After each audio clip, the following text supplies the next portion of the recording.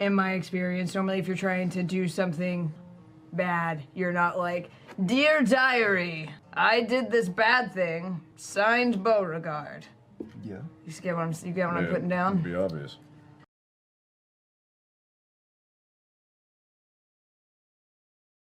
Hey guys, welcome to this YouTube video. My name is Rondella Daisy. I'm an artist and animator, and today I'm going to show you my process of animating Beauregard from Critical Role. 2 months ago I did not, and then last month I did Jester. I said it right that time. And this last month I have been animating this piece of dialogue from Beauregard. Be sure to check out my website if you're interested in commissions, and also I post my animations and art on Twitter. Let's get into it. So originally I was thinking, whenever I was choosing this piece of dialogue, that it would be a lot shorter than it was, because last month, as I was animating Jester, I was looking for other pieces of dialogue because I knew I wanted to do like Beauregard next. So I found this really, really good piece of dialogue, and I was in love with it. And then I'm like, wow, this is like, what is it, like 25 seconds? I don't remember how long it is. Maybe it's shorter than that. But it's around that time frame, and I'm like, this is actually going to take a lot longer. So I was a little bit concerned as to whether I would actually be able to get it finished within April, but I did, like, on Tuesday, and so I was super happy with that. But yeah, this is a really good learning process. While doing this, I was going through the Aaron Blaze basics animation course, and one thing he was talking about is secondary action, and how that's different from like overlapping action. How secondary action is like something you would do with the character's hands while they're talking, and it kind of adds that extra element of I don't know, of like life to it, like they're an actual person, they're using their hands to gesture and stuff. So I was trying to incorporate secondary action into this, using her hands, because I was also kind of going off of the original, slightly going off of the original video that this particular piece of dialogue is on in the episode of Critical Role. I can't remember what episode it is right offhand. So yeah, I tried to add like a very subtle but helpful secondary action to try to kind of boost this character animation along, because sometimes whenever it's such a long piece of dialogue, there is like a certain part in the dialogue that is the main focus, but in order for it to be really funny, you kind of need to lead up. But sometimes the lead up can kind of get pushed to the side, and it's kind of like the character's just there and they're not acting until you get to the you get to the punchline or whatever. So that's a really important thing to remember, or for me to remember, that I need to like keep the character alive and acting throughout the whole thing.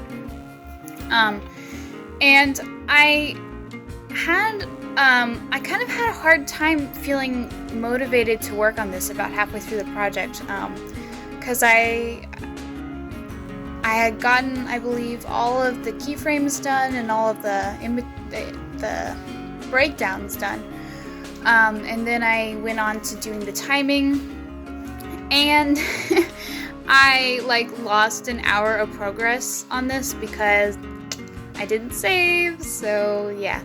Then I like reminded myself to save every 10 minutes after that, and I didn't lose any more progress. But losing that was kind of like destroyed a lot of my motivation to work on it. I'm like, I don't want to go back and redo all of that work. But I did it, and I feel like it was worth it. And I really enjoyed the way it turned out.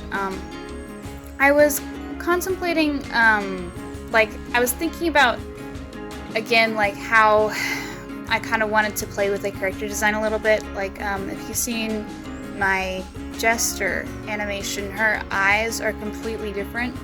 And I tried to do that kind of on purpose, just because I want to experiment a little bit. Like, I don't want to stay like in one box and like do the same thing over and over again.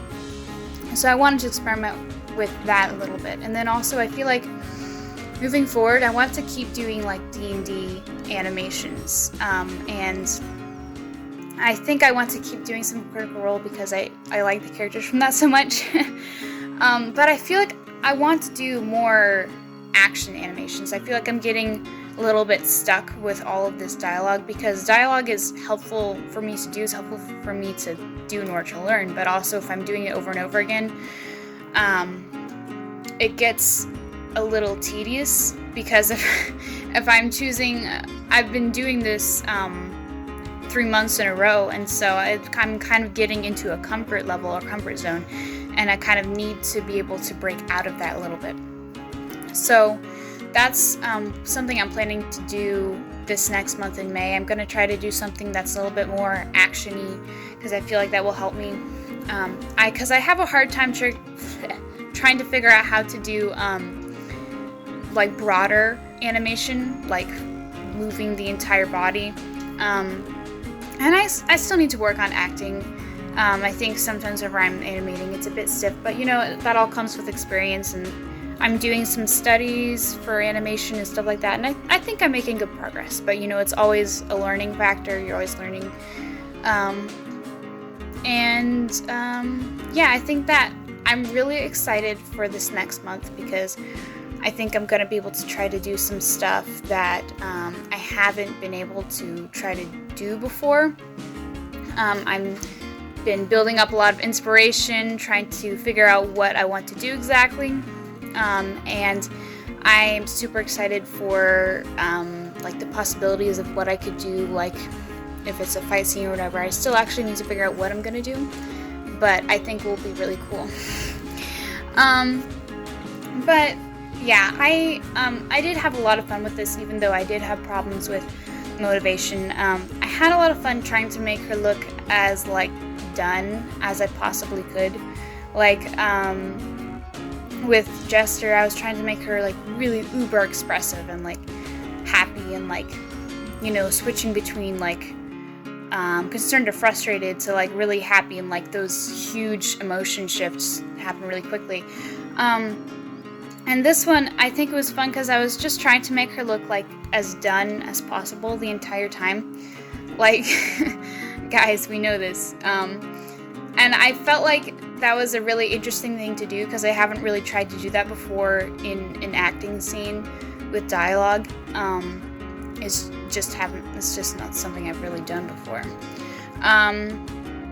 But I did have a lot of fun with it. I liked playing with the eyes, like I said before, and I went back and forth on how detailed I wanted her like outfit to be, because I was looking up a bunch of reference and like, oh, she's a super cool coat and stuff, but I don't know how much to add. But I decided to just focus in on the face, and if I spent a lot of time on her coat and stuff, that would just bog me down and like make me spend like 3 more hours on it.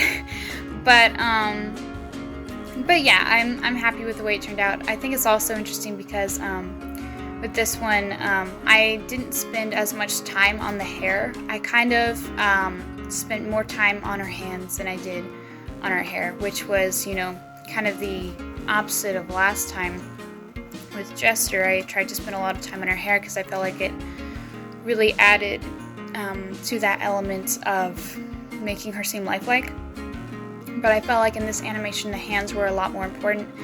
And I feel like they added a lot to her acting and the way she acted, so yeah.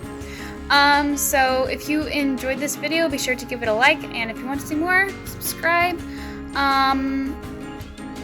Yeah, be sure to check out my website and my Twitter, and I will be releasing a new video next week. Either like a, yeah, hopefully, I think it's going to be like about tieflings, but yeah, it's going to be fun. So I hope you enjoyed this video. It was a lot of fun to make. I really enjoyed making it a lot. But yeah, until next time, well, okay, bye. See you guys next time.